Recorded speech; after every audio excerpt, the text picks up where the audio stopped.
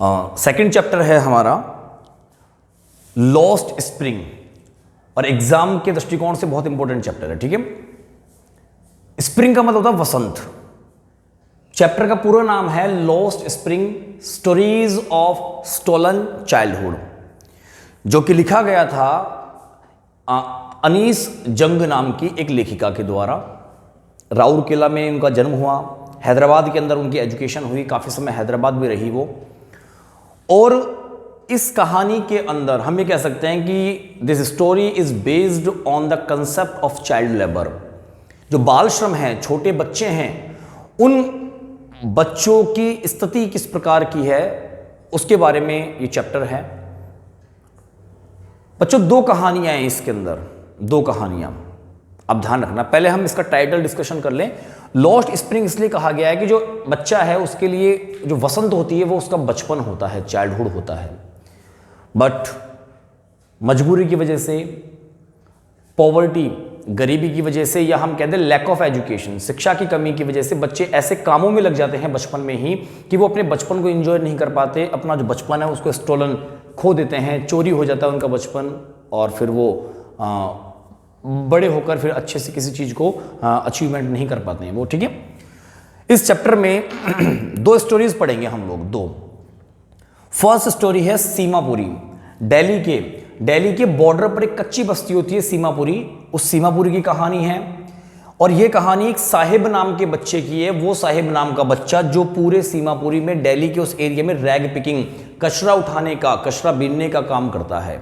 ठीक है, first story.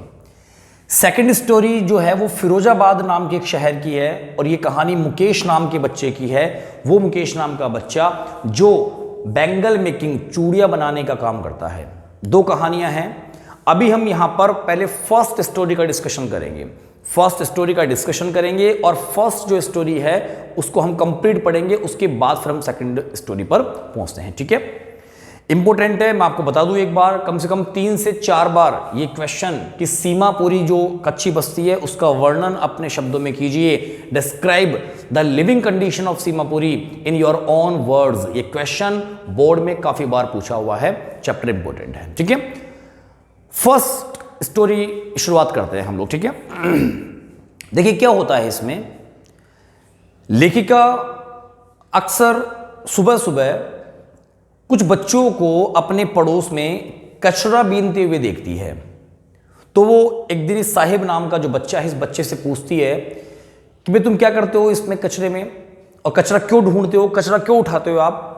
तो साहिब नाम का बच्चा ये कहता है कि समटाइम आई फाइंड द रूपीन गार्बेज, कि भाई मैं कचरा इसलिए उठाता हूं क्योंकि कचरे में मुझे कभी कभी 1 रुपया मिल जाता है, इसलिए। तो लेखिका ने पूछा कि तुम कहाँ रहते हो।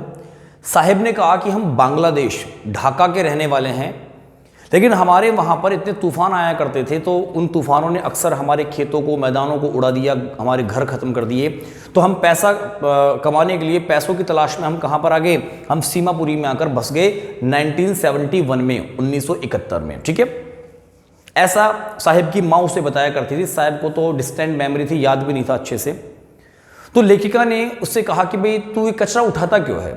बच्चे ने कहा कि मैं इसलिए उठाता हूं क्योंकि मेरे पास कुछ काम भी नहीं है करने को दूसरा। तो लेखिका ने कहा कि करने का कुछ काम नहीं है तो you can go to school, school जा सकता है तू। बच्चे ने कहा कि भाई हमारे पड़ोस में स्कूल नहीं है, कभी जब सरकार स्कूल बनाएगी तो मैं पढ़ने जाऊंगा। तो लेखिका हाफ जोकिंग करते हुए, थोड़ा मजाक करते हुए बच्चे से पूछती भी, मान ले मैं स्कूल खोल लूँ तो क्या तू आएगा क्या पढ़ने के लिए। बच्चे ने कहा कि हाँ। अब क्या होता, बच्चा चला जाता है। कुछ दिन बाद में बच्चा दौड़ता हुआ आता है लेखिका के पास में। यह आकर ये पूछता है कि इज योर स्कूल रेडी, कि क्या आपका स्कूल बनकर तैयार है क्या। तो लेखिका को थोड़ा अजीब सा लगा कि यार मैंने एक ऐसा वायदा कर दिया इस बच्चे से जिसे मैं पूरा नहीं कर सकती। तो उनको थोड़ा बुरा सा लगता है, लेकिन उनको ये बात बहुत अच्छी लगती है। उनको ये इतना अच्छा लगता है कि भाई मेरा वादा चाहे झूठा होगा, लेकिन मेरे वादे से इस बच्चे का जो खोखला मन है ना, उसमें एक प्रकार से पढ़ने की, शिक्षा प्राप्त करने की इच्छा क्या हुई है, जागृत हुई है। तो लेखिका को बहुत अच्छा लगता है। तो लेखिका इससे कहती है कि बच्चे, स्कूल बनने में थोड़ा टाइम लगता है, स्कूल बनने में थोड़ा समय लगता है, तो जब स्कूल तैयार होगी तब तो पढ़ने आना।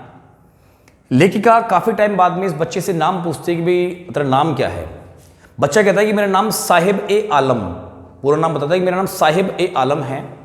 लेखिका इस बच्चे से पूछती है कि क्या तू जानता है कि साहिब ए आलम का मतलब क्या होता है।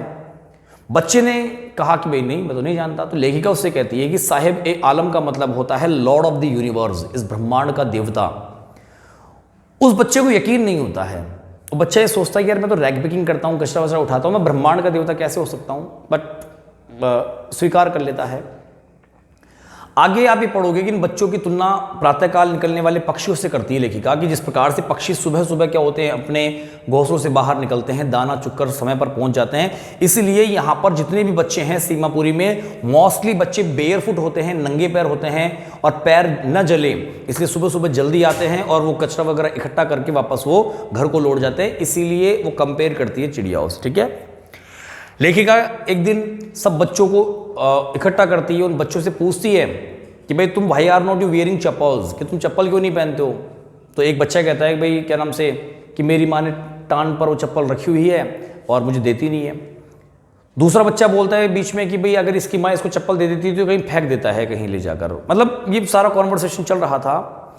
उन सब की बातों को सुनने के बाद आपके एक क्वेश्चन है इसमें कि लेखिका क्या कहती है उन बच्चों की स्थिति के बारे में। अब आंसर देंगे वहां पर। लेखिका को यह एहसास होता है कि it is not the lack of money but it is a tradition to stay bare feet. लेखिका को लग जाता है कि यार ये क्या है, ये जो बच्चे हैं ना जितने भी, ऐसा नहीं है कि इन बच्चों के पास पैसों की कमी, पैसे हैं, लेकिन एक नंगे पैर रहना एक इनकी ट्रेडिशन सी बन गई है, परंपरा बन गई है, चप्पल पहनते ही नहीं है ये। और ये show the perpetual state of poverty, और दिखाते हैं ये नंगे पैर रहकर ये क्या करते हैं, ये दिखाते हैं कि गरीब है। ठीक है। ये सारी बातें चल रही होती है। अब आप जब चैप्टर पर आगे पहुंचेंगे तो वहां पर सीमापुरी का वर्णन आएगा। ये आप बहुत गौर से सुनना, ये आंसर आपको बोर्ड में करना है अगर पूछता है कि भाई आप सीमापुरी का वर्णन कीजिए। आप आंसर दोगे Seemapuri is a place at the border of Delhi, periphery. ठीक है। दिल्ली के बॉर्डर पर स्थित है। जितने भी लोग यहां पर रहते हैं दे केम फ्रॉम बांग्लादेश इन 1971। ठीक है। देयर स्ट्रक्चर्स ऑफ मड, मिट्टी के बने हुए घर है, devoid of sewage, drainage, running water, पीने के पानी की व्यवस्था नहीं है। क्या नाम से जमीनें कैसी है, बंजर है, कुछ उगता भी नहीं है। या क्या नाम से हम ये कहते हैं कि वहाँ पर इन लोगों के पास कोई आइडेंटिटी कार्ड नहीं होता है, बट राशन कार्ड होता है इन बच्चों के पास में, इन लोगों के पास में। और राशन कार्ड से ये फायदा होता है कि ये लोग अनाज वगैरह क्या है इनको मिल जाता है, इनका नाम वोटर लिस्ट में लिखा हुआ है। तो जब इलेक्शंस होते हैं तब भी इनको कुछ फायदा हो जाता है। ये सभी जो लोग हैं वहां पर टेंट वेंट लगाकर रहते हैं। Almost 10,000 rag pickers lived there. लगभग 10,000 लोग वहां रहते हैं। सब इनकी आजीविका का एक ही सोर्स है, वो है कचरा बीनना। अब देखिए क्वेश्चन ये बनता है कि भाई कचरा बड़े बुजुर्ग भी वहां पर उठाया करते थे, बच्चे भी कचरा उठाने का काम करते थे, दोनों के पर्पस में क्या डिफरेंस है। अब आंसर देंगे बच्चे इसलिए कचरा उठाते थे क्योंकि आज देवर रैप्ड इन वंडर, वो लोग आश्चर्य में रहते थे कि आज हमें 1 रुपया मिला है, कल 2 मिलेंगे, फिर 5 मिलेंगे, कभी 10 मिलेंगे। जबकि बड़े बुजुर्ग इसलिए कचरा उठाते थे कि वो कचरा बीनते थे, उसमें लोहा प्लास्टिक जो भी चीजें मिलती थी उनको बेचकर वो अपने परिवार का पालन पोषण करते थे, पेट भरते थे उनका। ठीक है। लेखिका एक दिन साहिब से ये प्रश्न करती है कि भाई अगर मान ले आज तुझे 1 रुपया मिला है, 10 मिले हैं, कभी मान ले तुझे सिल्वर कॉइन, चांदी का सिक्का मिल जाता है, तो क्या तू संतुष्ट होकर कचरा उठाना बंद कर देगा, या तेरे अंदर और ज्यादा कि भाई कल मुझे सोना मिलेगा, प्लेटिनम मिलेगा, तो इस उम्मीद से और कचरा उठाएगा क्या। बच्चे के पास कोई जवाब नहीं होता है। ठीक है। फिर एक दिन क्या होता है, एक सर्दी की सुबह आती है। लेखिका साहिब नाम के बच्चे को, एक क्लब होता है, उस क्लब के बाहर खड़े होकर कुछ लोगों को अंदर टेनिस खेलते हुए देखती है। वो बच्चा खुद टेनिस वाले कपड़े, शूज पहने हुए थे, फटे हुए जूते थे। ठीक है। और कपड़े पहने हुए थे, 1-2 ड्रेस होती है, उनको बार बार धोने पर वो फीके पड़ गए हैं। वो बच्चा ये लेखिका को देखकर ये एक्सेप्ट करता है। वो कहता है कि आई लाइक द गेम, मुझे गेम पसंद है। लेकिन लेखिका ये जानती थी कि this game is out of reach for Sahib, कि साहिब के लिए पहुंच से बाहर था वो गेम, साहिब नहीं खेल सकता था, महंगा गेम है। साहिब ही कहता है कि जब कोई रहता नहीं है ना यहाँ पर, तो अक्सर मैं चुपचाप क्लब में चले जाता हूँ, क्योंकि जो गेट कीपर है ना, वो गेट कीपर मुझे इस क्लब के अंदर झूला वूला झूलने की परमिशन दे रखी होती है, ये सारी बातें मैं चल रही होती है, ठीक है। लास्ट पार्ट बता रहा हूं फर्स्ट स्टोरी का।